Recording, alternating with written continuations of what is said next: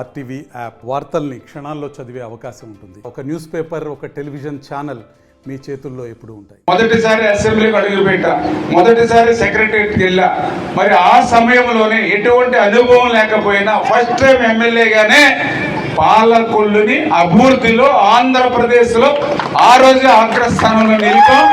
175లో ఎక్కడా తేనటువంటి నిధులు first time ఎమ్మెల్యేగానే మన కాన్స్టిట్యూన్సీ తీసుకొచ్చి చంద్రబాబు నాయుడు గారికి మాకున్నటువంటి ఈ 10 సంవత్సరాల అనుబంధంలో నాకు ఉన్నటువంటి పరిచయాలు పెరిగినటువంటి నేపథ్యంలో ఈసారి మనం గెలిస్తే మొన్న జరిగినటువంటి అభివృద్ధి కంటే 100 రెట్లు నిధులు తేగలిగేటువంటి శక్తి నాకుంది. ఆ విషయాన్ని మీరు గుర్తుపెట్టుకోండి. ఎందుకు చెప్తున్నాండి ఈ మాట? ఎక్కడి నుంచో వస్తూ ఉన్నారు, ఏవేవో మాయ చేస్తారో మబ్బీ చెబుతూ ఉంటారు. అదంతా కూడా మే 14వ తారీఖు వరకునే. మే 14 తర్వాత వాళ్ళు మళ్ళీ మీకు కనపడరు. ఎందుకంటే మనకి దసరాకి, సంక్రాంతికి, అదేవిధంగా వర్షాకాలం, వేసవికాలం ఇవన్నీ ఏంటి సీజన్లు మారుతూ ఉంటాయి. అదేవిధంగా ఎలక్షన్ సీజన్ వచ్చింది కాబట్టి ఈ ఎలక్షన్లో ఒక నాయకుడు వచ్చాడు, మొన్న ఎలక్షన్లో ఇంకొక నాయకుడు, అంతకుముందు ఎలక్షన్లో ఇంకొక నాయకుడు, ఈ ఎలక్షన్కి ఎలక్షన్ మధ్య మళ్ళీ 2-3 నాయకులు. అంచేత అటువంటి వలస పక్షులు ఎవరు కూడా నమ్మవద్దు.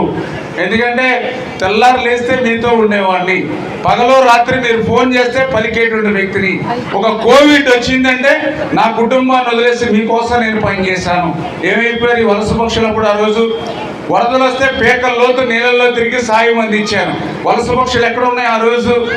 ఏదైతే పేదల ఇళ్ల కోసం పాలకొల్లు ఇళ్ల దగ్గర నుంచి ఎన్టీఆర్ టిట్కోళ్ళ దగ్గర నుంచి అసెంబ్లీకి 240 కిలోమీటర్ల మండు టెండలో ఏ ఎమ్మెల్యే అయినా సైకిల్ తప్పకుండా వెళ్ళాడా? అంటే ఈ రకంగా నిత్యం మీకోసం పనిచేసేటువంటి వ్యక్తిని మరి మేముండగా ఇంకొకరు అవసరం లేదు. దయవుంచి రేపు పొద్దున ఓటుకి 5,000 రూపాయలు 10,000 రూపాయలు ఇస్తామని వాళ్ళు చెప్తూ ఉన్నారు.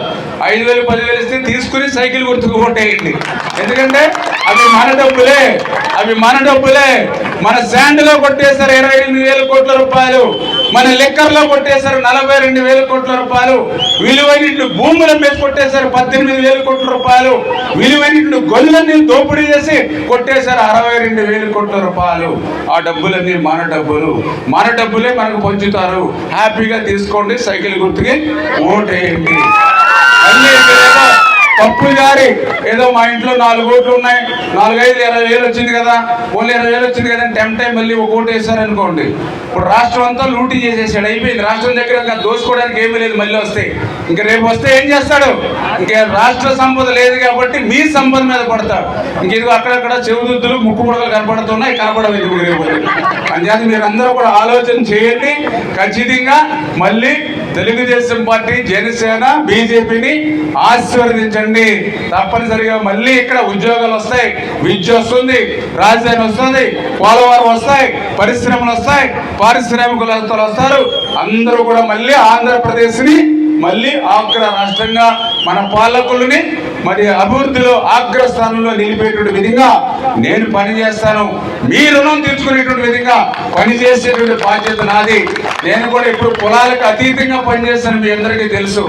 ఎందుకంటే నేను డాక్టర్ బిఆర్ అంబేద్కర్ సమాజ స్థాపన కోసం రాజకీయాల్లోకి వచ్చిన వ్యక్తిని, ప్రపంచ సేవా మాతృమూర్తి మదర్ తెరెసాను స్ఫూర్తిగా తీసుకుని వచ్చిన వ్యక్తిని రాజకీయాల్లో.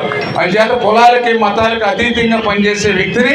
ఖచ్చితంగా నేను ఎప్పుడు ఎస్సీ బీసీలకే నా ప్రయారిటీ ఇస్తా, నా ప్రాధాన్యత ఇస్తా. వీడియోస్ కోసం ఛానల్ ని సబ్స్క్రైబ్ చేయండి, లేటెస్ట్ అప్డేట్స్ కోసం వాట్సాప్ ఛానల్ ని ఫాలో చేయండి, అండ్ లింక్ డిస్క్రిప్షన్ లో ఉంది.